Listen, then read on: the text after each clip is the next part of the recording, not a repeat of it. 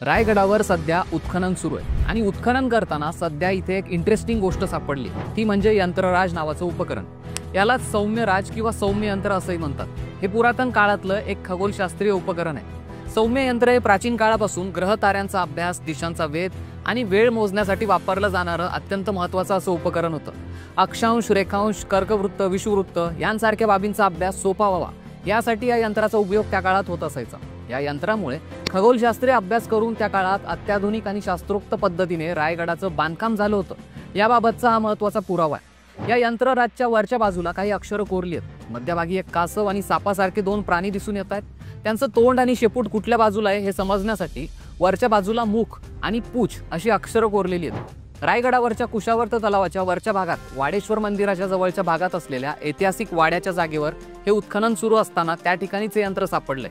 त्यामुळे इतिहासप्रेमींमध्ये कुतूहल निर्माण झालंय। माजी खासदार संभाजीराजे छत्रपती यांनी सोशल मीडियातनं ही माहिती दिली आहे। तुम्हाला या यंत्राबाबत कुतूहल आहे का? कमेंट करून नक्की सांगा।